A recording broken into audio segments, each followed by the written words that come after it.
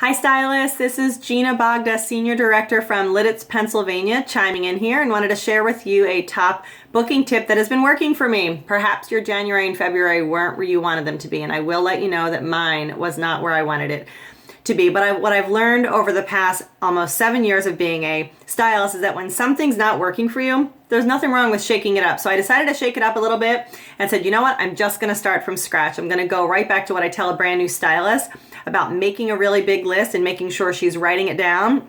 So I found this little handy dandy tracker online and said, you know what, I'm just gonna give it a shot. It's not something I've done before of doing this type of tracking system, but figured what can it hurt? It's gonna keep me accountable. And what I've done in the past 10 days is I brought myself from zero to hero.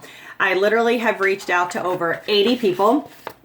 I've filled in this first column. This is my who do you know list. And by filling it in, that within itself was an exercise. It's doing that brainstorming exercise of who are all the different people in my social circles, who are past people who've shopped with me, maybe dollars, maybe from the holiday season, who are people that were customers of mine from a year ago, but making sure I'm doing task number one for booking. And it's filling out that first column of who do I know and who am I gonna reach out to. The second part of it that's keeping me so accountable is making sure I'm warming them up. I mean, the fastest way to warm them up for me, I love doing a quick text or quick personal Facebook message. Next two things are the follow-up. You're going to hear crickets 9 times out of 10 for those people that you first reach out to. You must do the next two steps of following up 2 more times. So 2 days later, I've been reaching out again to follow up, and then a third time. And honestly, the quickest way to follow up is just picking up that phone, but just keeping it personal no matter what you do. And what I've done over the past 10 days is brought myself from zero to hero. So I had a big goose egg of zero trunk shows for March on my calendar, but in an effort to really double and triple down during double points month, what I've gotten myself to is now 4 in-home shows for March. I got 1 in-home for April and 2 online for March. And there's no magic in this secret sauce. I'll tell you all it is.